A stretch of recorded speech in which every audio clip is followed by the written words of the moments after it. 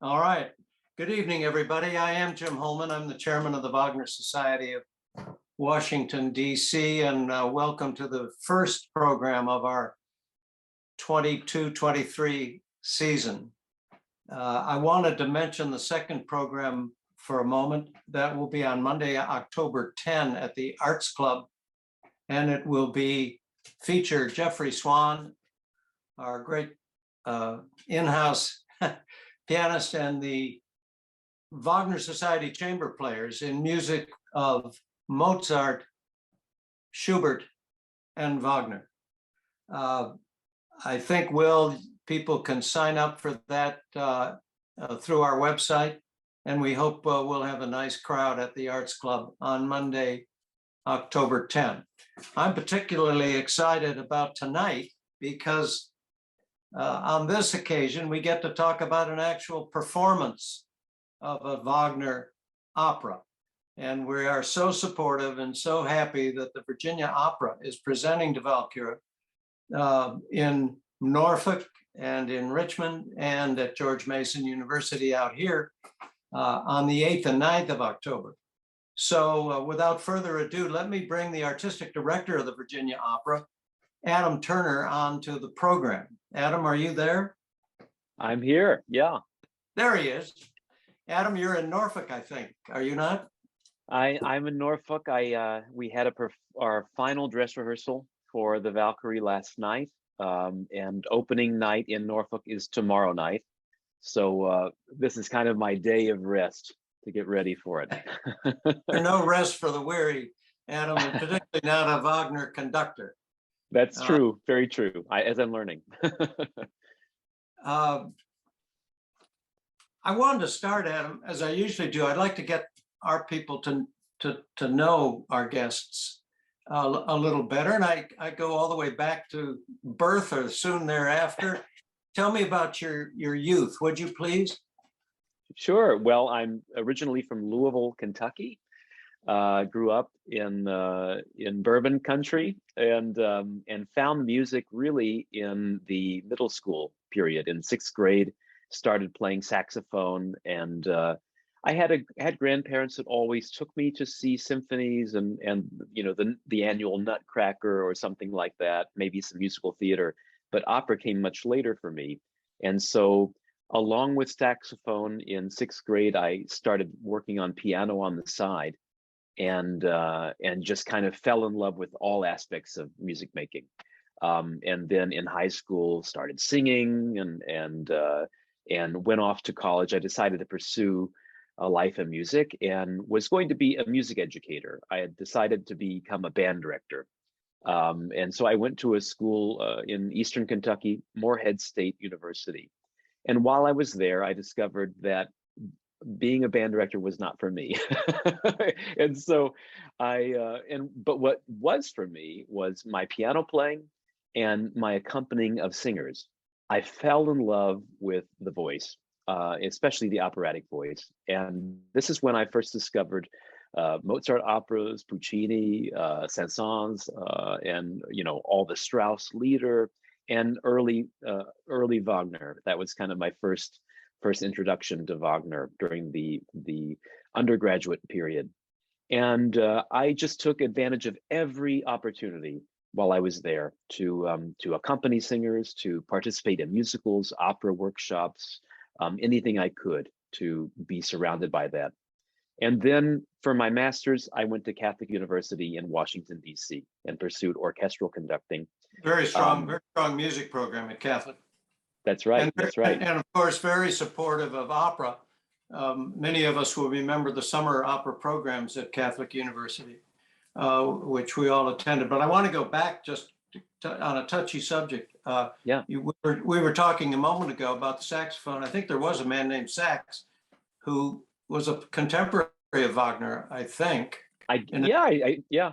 Of course, invented this, but it came down. The lore came down that when a mother and a child was watching a movie and the sax came on, it had to be soon followed by a sex scene. So did your mother approve of your saxophone playing? Or?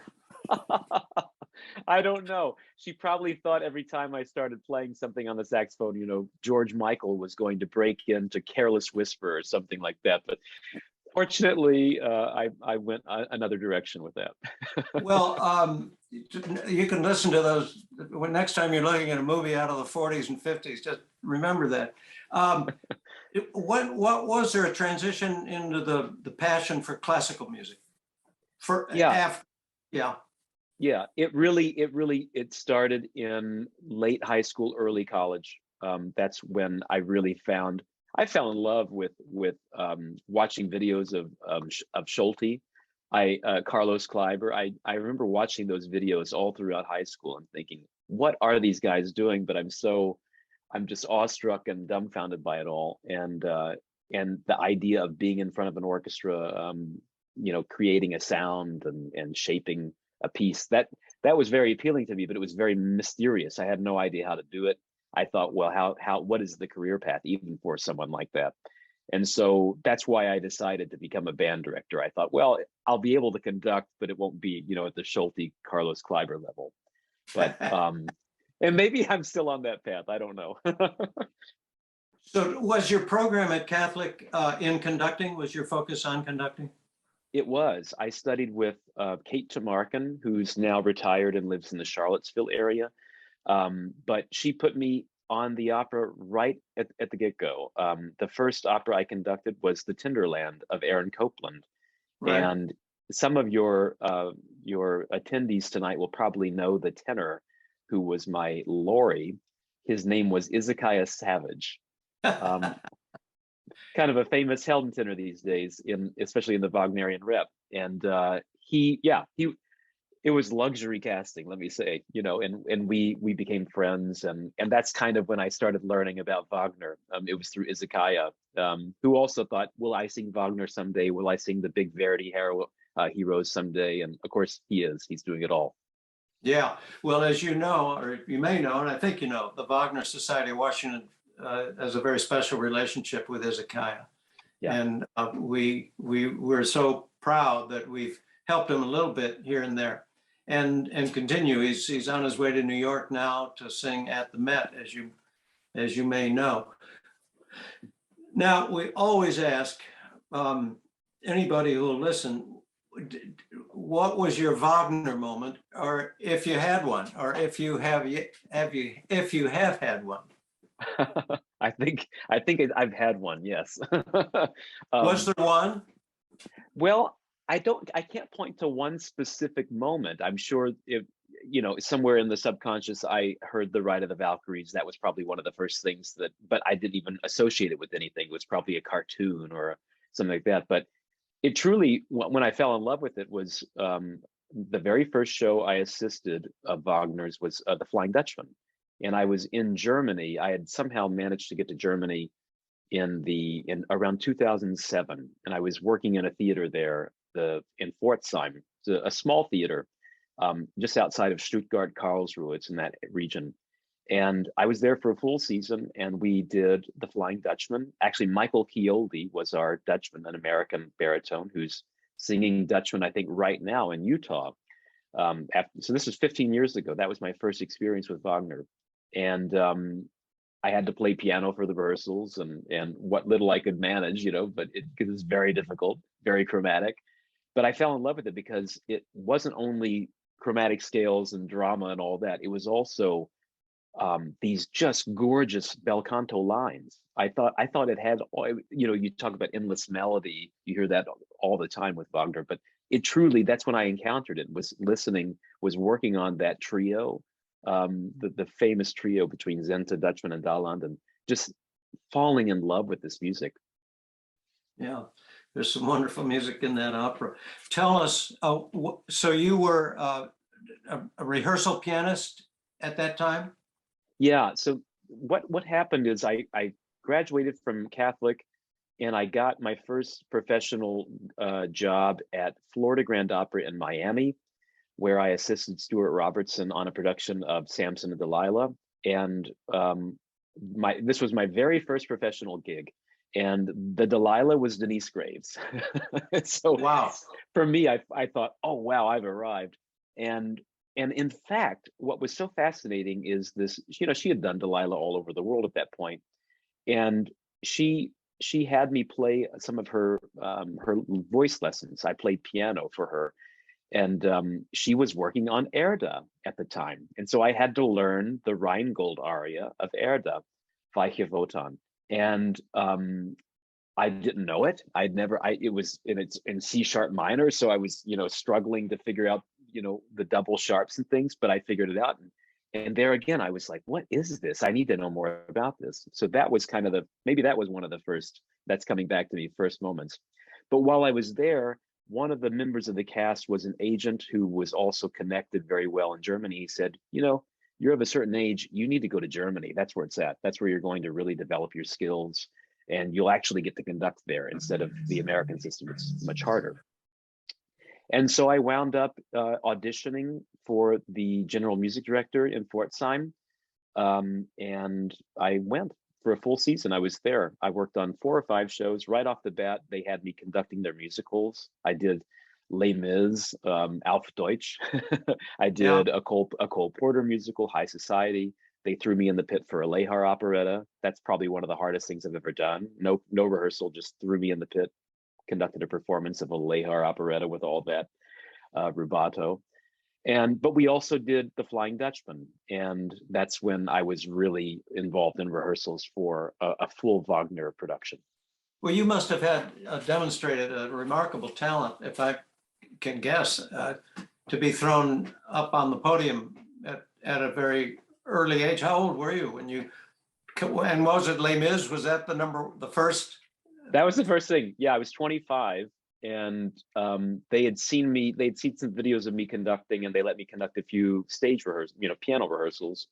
And they said, well, let's see what happens. How did you feel about it? Were you scared to death? Were you excited? Were you thrilled? What were your emotions? Thrilled, beyond happy, and I've never been scared of performance. I've always just tried to rise to the occasion, and when I'm in it, I'm in it. There are moments of sheer terror and panic along the journey, but I somehow get through it and really enjoy that. And I think opera, so much more than symphonic conducting, I think opera is the hardest thing to do. And probably conducting Wagner is even harder than just normal opera, because there's so much more at hand. I fell in love with it, and it obviously went well because they let me conduct 35 performances of Les Mis that season, and then gave me my own production of High Society, a Cole Porter musical. But at the time, I was also trying to work with a transcontinental relationship, so I moved back to the States, and I said I'll throw my hat in for some other regional opera companies, and that's when I found Virginia Opera, where I am our artistic director and bring us conductor up to now. date on your entry into Virginia Opera.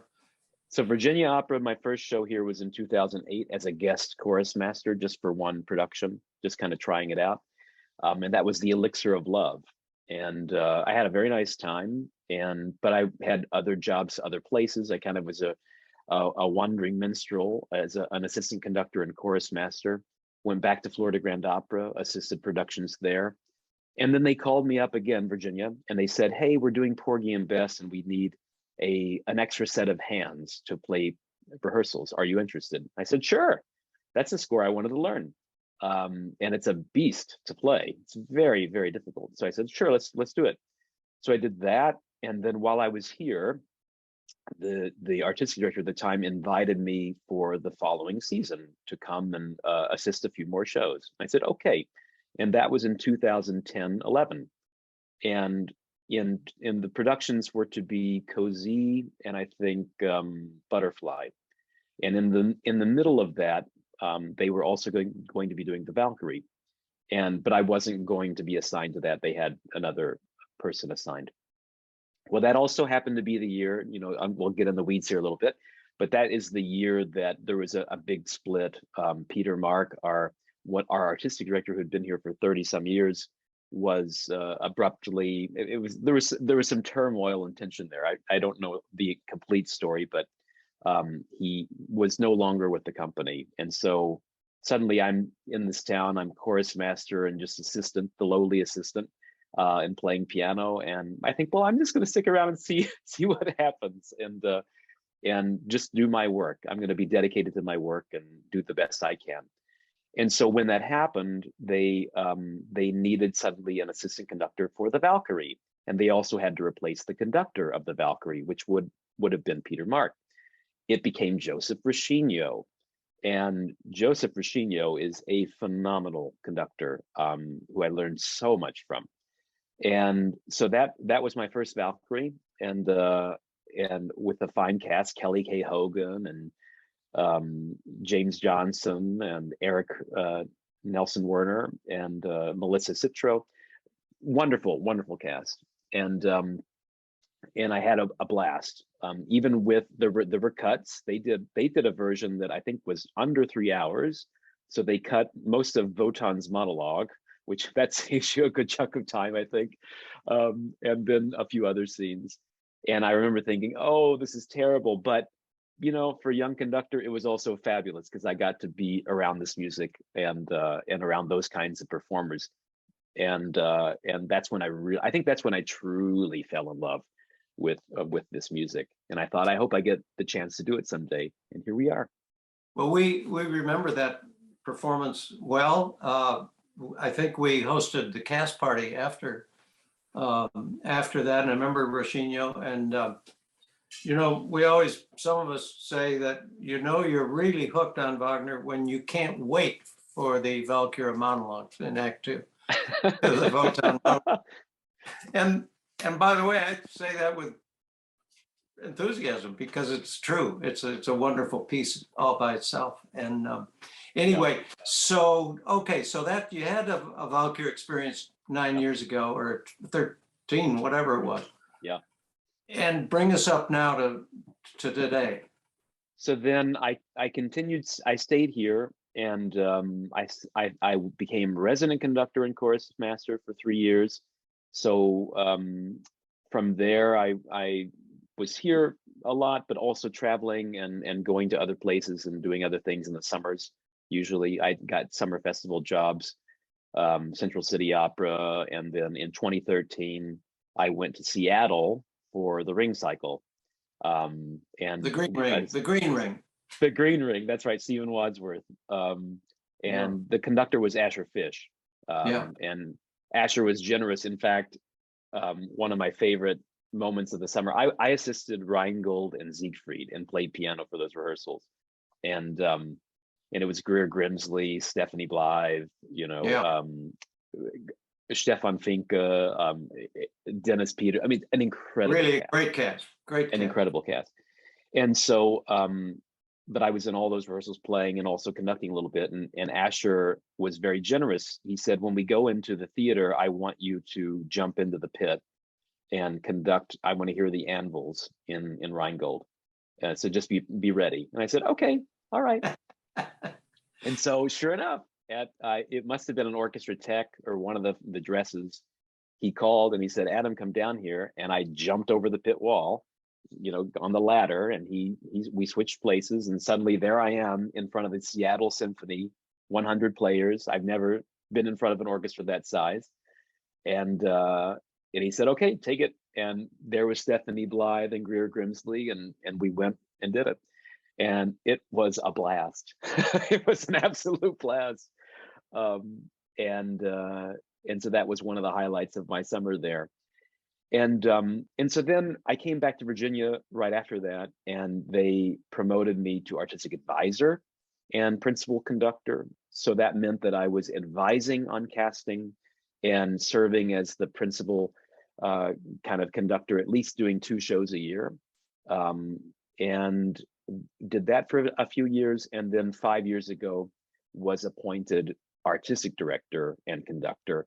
And now I'm in charge of casting. I'm in charge of directors, designers, programming, and I conduct, however many productions I want. And this year I'm conducting all 4.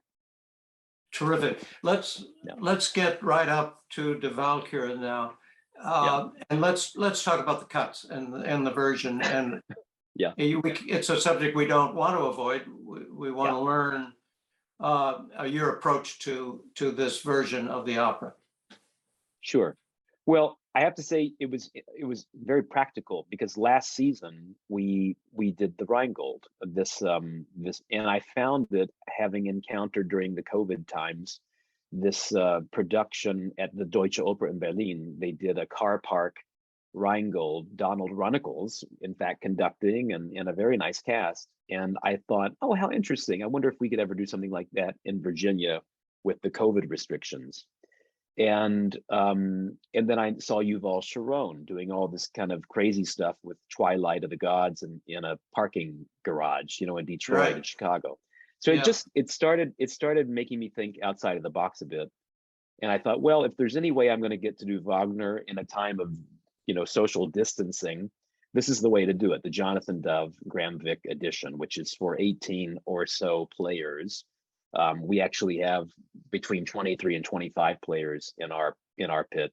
We beefed it up a little bit, and it does make cuts to the casting. It makes cuts to the duration, which in COVID times that felt very good.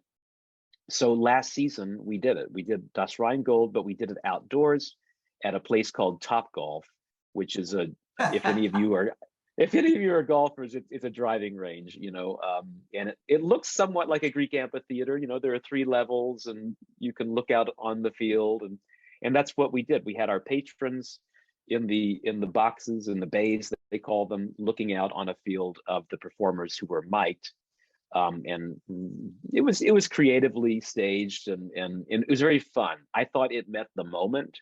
It certainly was not what any of us imagined doing our first Rheingold to be, but it was very successful. It met the moment, and it made a lot of people happy. And that's when I spoke with our general director, Peggy Kriadai, who was new that season. And I said, what do you think about continuing the story? I think we have an opportunity here. And she said, I think that's a great idea. And I said, well, the Valkyrie we've done twice prior. It's been at least 10 years. It's overdue. And that's kind of the one that people of the Ring cycle, when they know Wagner, if anything, that's the one that people associate musical moments from. And so here we are.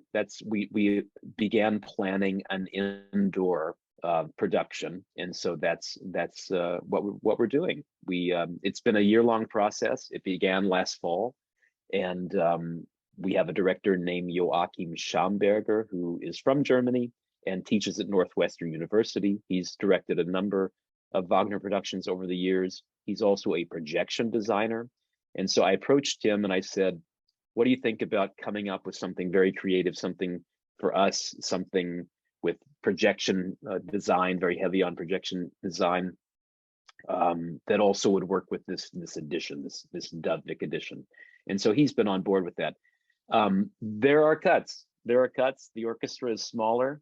How many pieces in the orchestra? 23 in our version.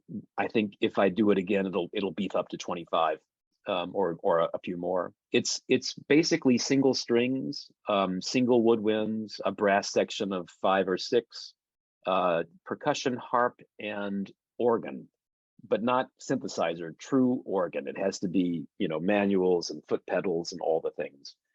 So we actually commissioned an electronic organ that can tour, we can take along with us, that has a very nice sound system, and is working very well. That's great. Before we went on, I counted the original scoring, and depending on how many percussion instruments you count, I think we got up to 108 in the original. And so that's a real challenge to create that sound. I don't know if you have an A-flat trumpet, because he had 4 trumpets and then an A-flat trumpet in addition. He did that all the time, of course, on different tunes, same instrument tuned differently. But as a musician, how have you confronted a smaller orchestra to get the sound, which was so important and is so critical to Wagner? Well, the biggest issue has been encouraging all of the players to treat it as a soloistic chamber. It's a chamber piece, but every part matters and it's vital to making this this edition work. And so if one person is a weak link, it falls apart. So I think everyone is through the process realizing that and rising to the occasion. It reminds me a lot of Ariadne auf Naxos, the Strauss, that smaller orchestra. I think his orchestration is more 30 or 35 players, and the strings there's certainly more strings. Yeah. And if I had a budget that would allow slightly more, I would probably do the same. I would probably beef up the string section. And so we may do that for future seasons. I don't know. It always depends on budgetary constraints. And also what you can fit in the pit. We can usually fit about 40 to 50 players in our pits, which is still half the size of a Wagner orchestra. And so what you saw in 2011, that production of the Valkyrie, was a 42-piece orchestra. I went back and looked at the numbers. Very small string section, only one harp, not 6 or whatever for Valkyrie, So no Wagner tubas, and so that was a reduction as well. But it was a little bigger than what we've got this time. Well, let's talk about the production. Whose concept is this? Is it yours? Is it Schaumburger's? Is it a combination of you two plus others? And then we'll move right on. I know you're going to show us what it's going to look like. Yeah, I'd love to show you some of the pictures of kind of the background for it. This production came from it's really the vision of the director, Joachim Schaumburger, and his work with our scenic and costume designer, Court Watson. And I said, this is what I don't want. This is what I'm interested in. Dream, plan, come back to me in a month, and let's see if we're all in agreement. And we did have some early discussions about other productions that we were drawn to, styles of production and directing and projections and different things. And so we were on the same page fairly early on. They spent about a month or two working really closely together and came up with the concept. And of course, as your audience knows, the ring has been treated in every which way. Anti-capitalism, in the environmental green ring that you talked about, and so. This ring, I find, is, I think, through the Valkyrie. We haven't seen Siegfried or Twilight yet, but through the Valkyrie, what I've seen is that because of the theft of the gold in Rheingold, which is just completely upset nature and upset just everything, and all the curse and the consequences and everything, people are losing their humanity. The gods are losing their godliness. And as that happens, people start showing the underbelly. And what you'll see in some of the imagery is that, in fact, it explores the world of kind of analog versus digital. It'll become clear when I show you some of the images and some of the background and the thinking, but connecting it to somehow artificial intelligence, the sci-fi world of cyborgs and alternate universes and things, nature being affected by the digital realm, our own humanity being affected by artificial intelligence and chips and our devices and everything. As our lives become inundated with these digital distractions, do we lose a piece of our humanity to become less human? And I think that's kind of the exploration for Wotan, having robbed nature. He didn't do it, but having robbed someone else, and then set this curse off, is everything just is in turmoil, and he's starting to lose his connection to humanity. And so you start seeing the skeleton underneath, which is actually wires and a combination of wires and skeleton. It's very interesting. It reminds me a little bit of Terminator, of Star Trek, of the sci-fi realm. And so, yeah, that's kind of the initial concept of what we'll be exploring for these next two operas after Valkyrie. Can you take us through some of the graphics? Sure. So here is are you seeing that now? Yeah, I am. Great. So this is just a title screen that shows you kind of our history of Wagner over the years. As I mentioned earlier, we've done the Flying Dutchman, of course, Das Rheingold last season. We even did a Tristan in 2004. And this Valkyrie that you saw would have been in 2011 and probably also 2002. Yeah. That's the last time we did it. We call that the Tom Truitt Valkyrie. Yeah, that's right. That's right. That was the 2002 one. Yeah, I missed him. These are some images you probably recognize from that production. Some highlights from that previous production. And so our world goes in a slightly different direction. And it explores the kind of, as I was talking about, the skeleton underneath humanity, but there's also the skeleton underneath nature. How does a wing work? How does if you step into another universe, kind of like going into the world of the Narnia or something, and entering this digital world, maybe it's real, maybe it's not. You see the holodeck in the top left corner. These are some of the things that kind of got our creatives really thinking and exploring what might be possible. And you talk about nature. What happens to nature when it loses a piece of itself? You see more of the limbs and the branches. You see the root structure dying. You see the forest fires, what that does. And I think of course, the whole moral of the story with Twilight of the Gods is the restoration of the world at the very end, just beginning all over again to renew this process of life. And so that's kind of, some of these images are showing you that kind of thinking. In the costume realm, this is only one of the costumes. This was kind of some of the imagery that inspired our costume designer for Wotan specifically. Who is a god, who is part human, part robot, who is a superpower in some ways. But as he loses his connection to humanity and to his godliness, we start seeing more of the skeleton beneath, so to speak. These are some of the images that our set designer sketches from our set and costume designer, Court Watson. This, of course, shows the world ash tree, and this actually gives you a little bit of a pre-show. Before the storm of the Valkyrie begins, we actually see this image, and we see how Wotan got his spear from the world ash tree, and what he had to give his eye, of course, to take that limb. And so that sets us off, and then we open up the set, and you see a giant revolve in the center of the screen, and then on the upstage wall, that is a disc that flies in and out or up and down. And this revolve in the center where the tree is, this spins. It's a turntable that spins throughout the entire production and allows us to have levels and different things. You also see that the set is on quite a bit of a rake, which provides an acoustic shell in some ways. It's very, very nice for the voice.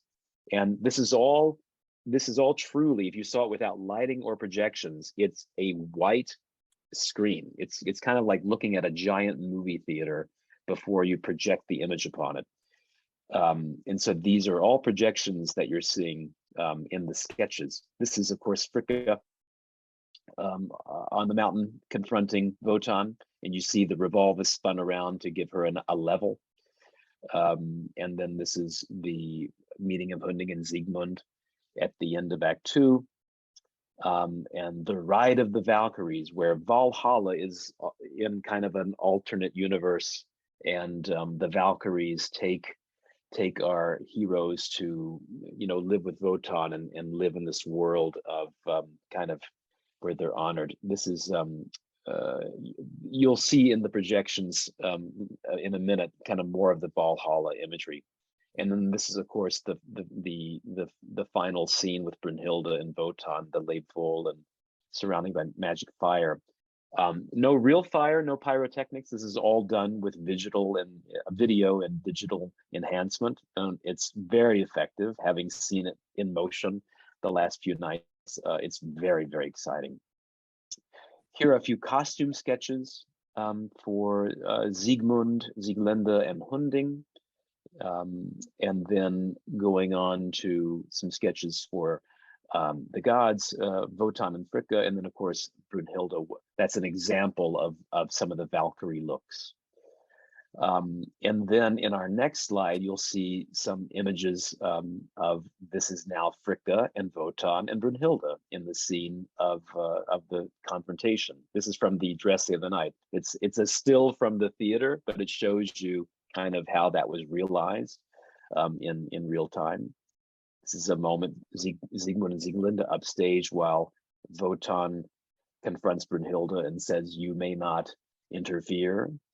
And then these are our Valkyries with Sieglinde. We actually have 4 Valkyries and Brunhilde instead of 8 Valkyries and Brunhilde. That the Jonathan Dove edition was in fact for 3.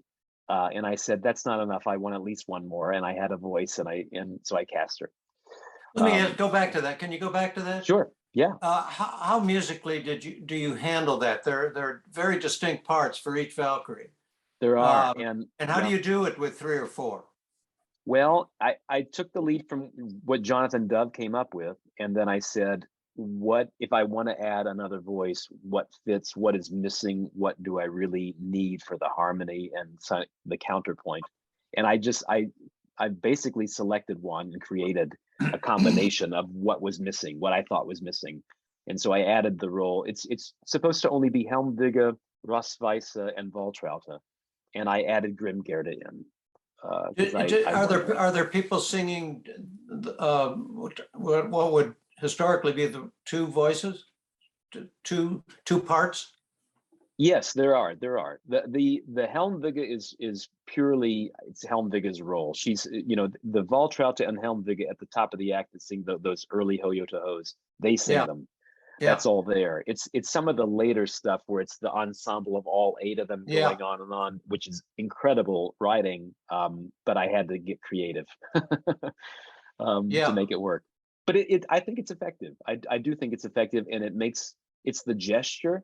It makes the sound. It absolutely makes a sound, and these are huge voices, so that actually helps a lot too. And this is just a technical shot, but this gives you an example of the final scene, and this is all in motion the entire time. I wish I had a video to show. These are just some of our stage managers standing in for lighting. That's the only photo I had. I don't have a production photo from last night yet.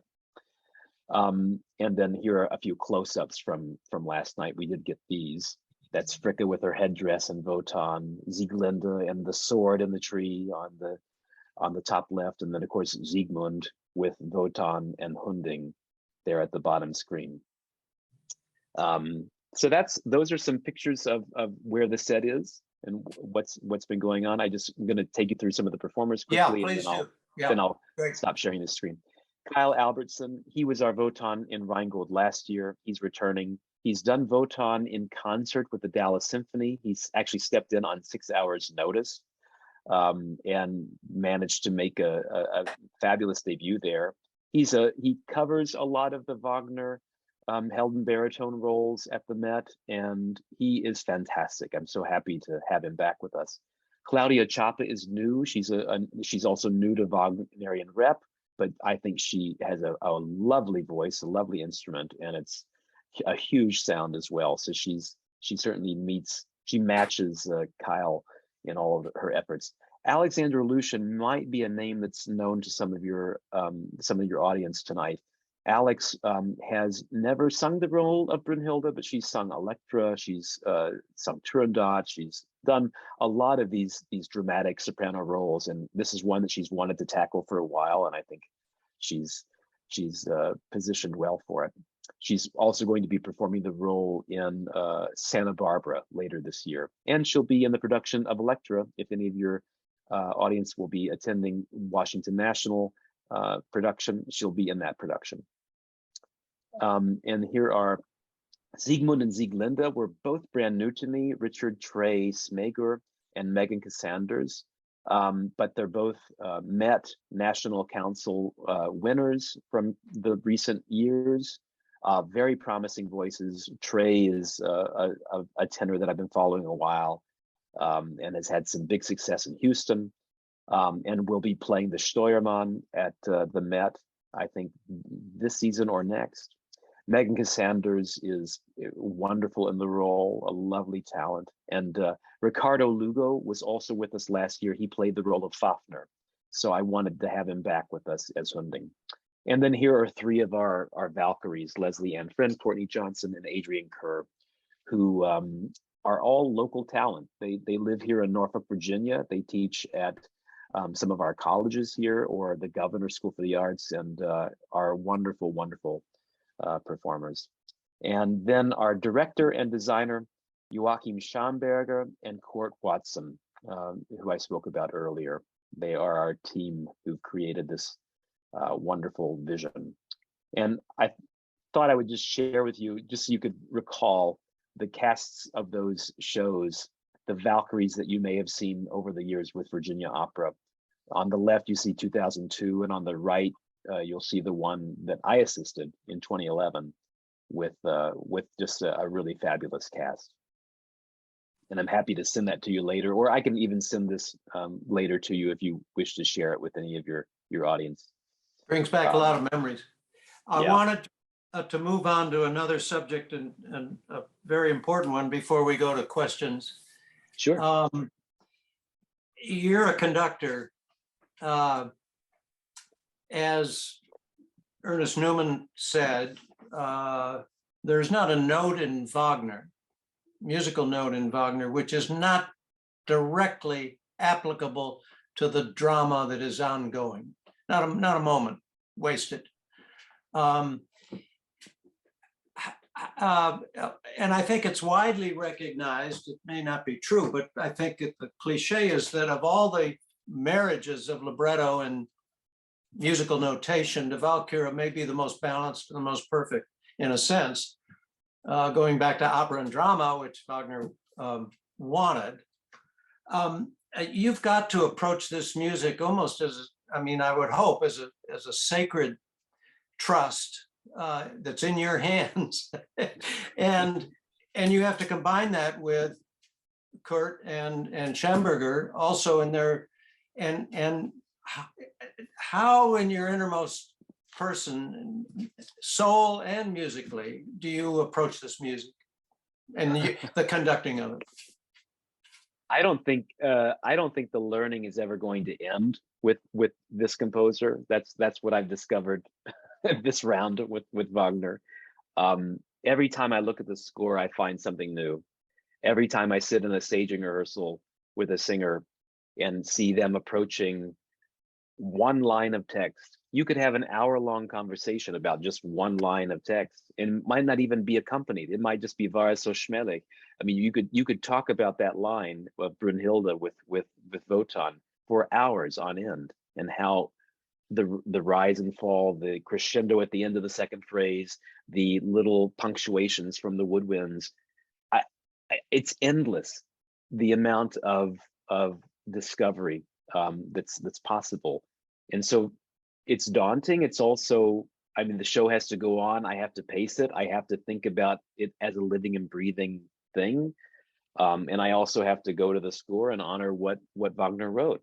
And I'm always attuned to keeping the drama moving, keeping it active and engaged, but also allowing for those moments of breath and of I think at the beginning of the Todesverkündigung, you cannot take that at a fast tempo. It just doesn't work. You have to be in this dreamlike state, and each phrase is almost in a slightly different tempo. None of them are exactly. It's never metronomic. It's so organic and in the moment.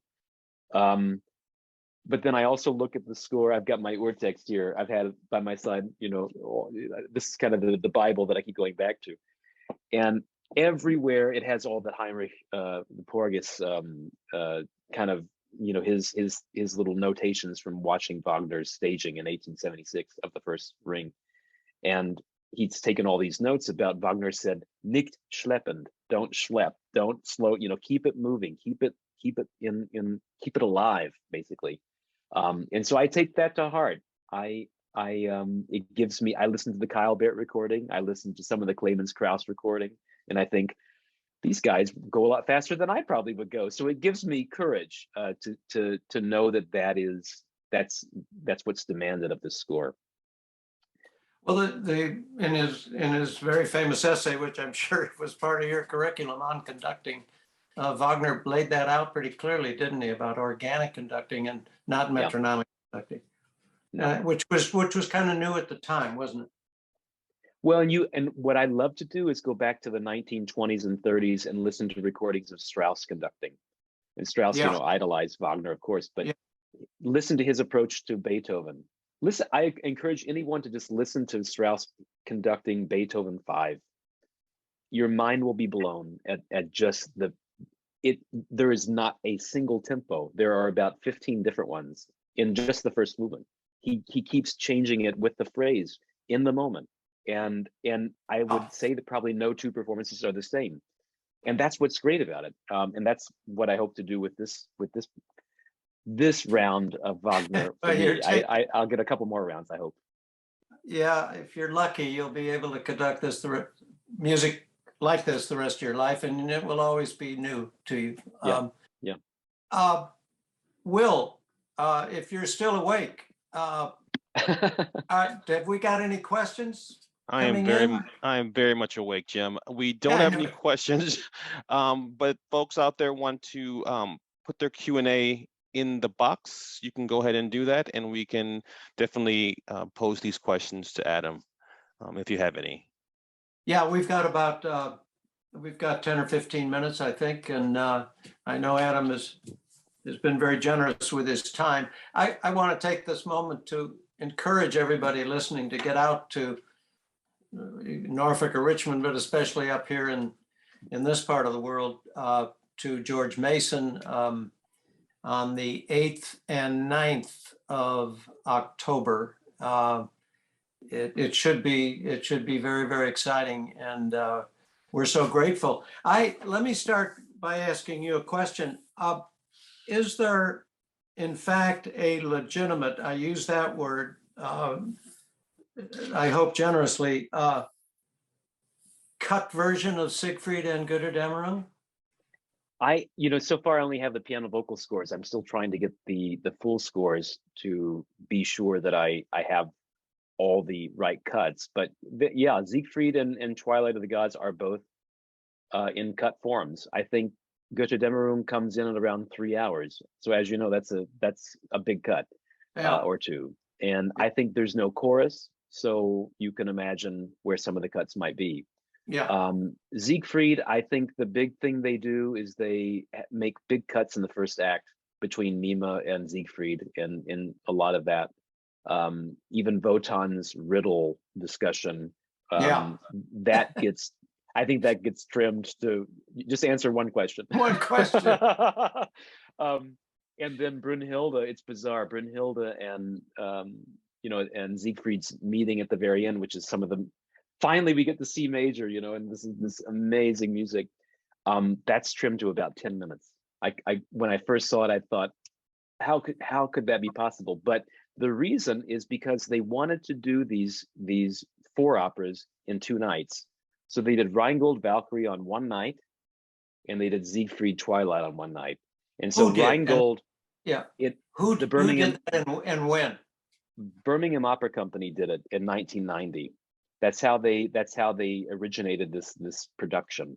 And then it's of course gone on to Loughborough. I know that Loughborough, that was one of the first approaches they did to the ring cycle. Now, of course, they've done the larger orchestras. But your audiences can find a version of it. If you just type in Strasbourg and Ring Saga, you will find the Jonathan Dove editions. I'm not a big advocate for it. I don't find all the singing to be, my kind of approach, but it will at least give you a sense of what the size of the orchestra and some of the cuts, if you're interested to know what the cuts that have been used are. Terrific. And you at VO are intending to go on to Siegfried and Götterdämmerung? It's happening. We're doing it. Siegfried, we've already got it. We've got the dates, and I'm already casting Siegfried. So that's happening. That's and terrific. Twilight of the Gods will happen at the beginning of the 24-25 season. It'll be October of 24. And that is our 50th anniversary season, which will also end with a world premiere commission of a new opera called Loving versus Virginia, written by a composer named Damien Jeter. So that's going to be a really major season for us. And that was also part of our thinking in as we approach the 50th anniversary, completing the ring cycle. And maybe, who knows, with the right kind of support, maybe we could do an actual ring where we see all four over a period of a few nights. That's what I would love to do someday.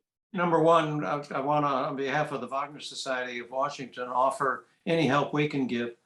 And we're so grateful. And we always say, if you do it, we'll be there. So, well, Will, I think you have a question or two. Yep, there's 3 questions. First one's from Lisa Sands. Her question is there an opera that you have not conducted that you really want to? The two that I just mentioned, Siegfried and Twilight of the Gods. But in all honesty, I was in Santa Fe this summer. I went down just to see a few performances after I'd finished in Colorado with Central City, and they were doing Tristan. And let me tell you, that is a bucket list for me. I have to do that opera someday. When I'm ready. It may take me another 10 or 20 years to be ready for it, but that'd be the dream, Lisa. And I know Virginia Opera has done it once before, so maybe I can convince them to do it again. Certainly they can. Now, what is the next question, Will? The next question is from Craig Hines. This production seems to be driven more by finances than artistic considerations. Is that fair? And what does it portend for Siegfried and Guttadameron? That's a great question, and I don't fully agree that it's driven by financial considerations. Having gotten to really know our audience over the last 10 years and become a resident of Virginia, at least Southern Virginia, I'm trying to attract as many people as possible to our art form. And the overwhelming message that we get from a lot of newcomers in this area and in some surveys is that opera is too long, that people do not feel the ability to connect with some of this repertoire. They don't find the relevance. And I have all kinds of counter arguments for every single one of those statements, but I try to meet people where they are because I'm interested in keeping this art form alive, keeping this music on the stage, and attracting as many people as we can to it. So when I have an opportunity to do any work of Wagner's, even with some cuts, I would rather do that than no Wagner at all. So that's truly what it is. And it's not necessarily anything to do with finances, although everybody, I mean, I think I can speak on behalf of just about every theater company in the United States. The audiences are not returning at the level of pre-COVID. And so we need to do anything we can to get audiences back in our theaters and encourage them to come back and not create any kind of roadblocks. So that's kind of my approach. It's been done in other companies. Union Avenue did it, Opera Theater of Pittsburgh, as I mentioned, Longborough. Everybody's done a version of this. And I think it gives us an opportunity. I don't see it as a problem. I see it as an opportunity. Yeah, great. Well, it's a great approach to an audience. Will, what's the Yep. next question? Got another question from James Allison. What are the primary cuts in Valkyrie, Wotan's monologue, and what else? So, this is the fascinating thing. Wotan's monologue, I was sure when I got the piano vocal score a year ago to look at it, that I thought, oh, the monologue will be gone. It's almost completely intact. There is a small cut in the monologue, but it's basically preserved. The big cuts are there's an entire scene of Act 2 that's removed, the Sieglinde Siegmund, when Sieglinde is having her hallucinations. That entire scene is cut. That was one that I thought, and there are some big chunks in the beginning, the first 2 scenes of Act 3. You get the Ride of the Valkyries, you get the confrontation between Wotan and Brunhilde and the sisters, but there are lots of internal cuts. But then the final scene, that I mentioned earlier, Varsa Schmelik, and then going on the Leibvol, it's almost all there. I think there might be like a page or two removed, but it's almost complete. So the timing of the opera, with a 25-minute break, we've been coming in at around 3 hours and 15 minutes. It's a 90-minute first half and a 75-minute or so second half, and so 3 acts become 2. There's some kind of combining of acts 1 and 2, a break before the Todesverkündigung, and then we begin act 2, part 2 of the opera night, with the Todesverkündigung all the way through the end of act 3. So that's how we make it work. Great. Got one more question for you. Oh, it's almost 2. Oh, wow. Okay, you're gonna like this the second question. The first one's from Carlton Eugene. Adam, thank you for this talk and presentation.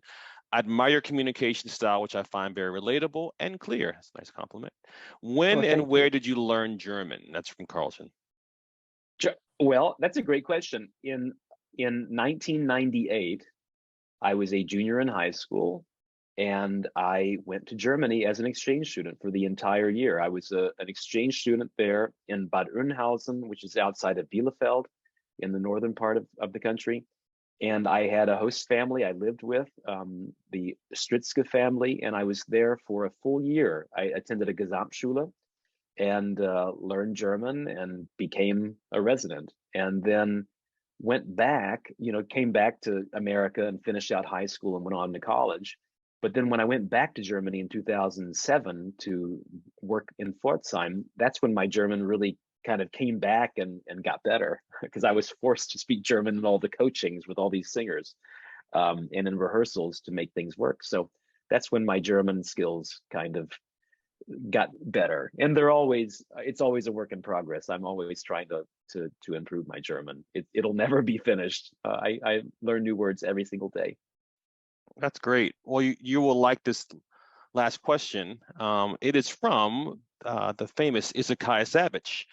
He goes, yeah, I know, exactly. First, I'd like to say hello to my old friend Adam. It's great to see you again. Also, I'm curious, what is your approach to casting, and how do you select the voices for this very specialized repertoire?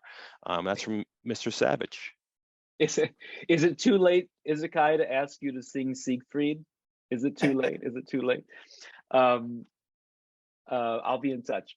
Well, how do you do it? It's impossible. You look for these voices that can sing over top an orchestra of 100, that have stage presence, that can personify gods and all of that. But to me, it's about the vocal heft and the dramatic ability.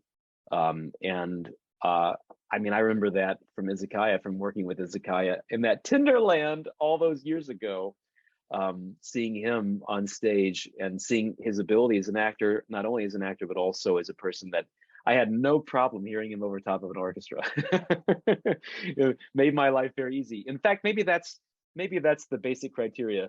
They have to be able to sing over top an orchestra, and then I don't have to worry. I just don't have to worry anymore. No stress for the conductor about balance or anything. Yeah, it's difficult, and it takes many years to figure it out. And I have to say, I'm not auditioning many singers right now because of COVID and restrictions, but I am going to performances, and I'm trying to hear new singers in that fashion. So that's one of the ways. I know there's going to be a Rheingold in Atlanta later this season that I'm going to go down to see. And of course, I saw that Tristan this summer and heard Tammy Wilson as in her first Isolde, which was stunning. But I'm missing you, Izakaya, so I've got to hear you sing again very soon. We all look forward to seeing and hearing Izakaya, our dear friend, and but also you, Adam. I wanted to thank you again for taking the time tonight to be with us and to be so expansive and articulate and enthusiastic. And that's the way we like to see an approach to Wagner. We wish you nothing but great success. We'll support you any way we can. We hope you stay dry tomorrow and get your umbrellas out. We'll get ours out on Saturday. But all the best. Thank you so much. and good night to everyone. Thank you.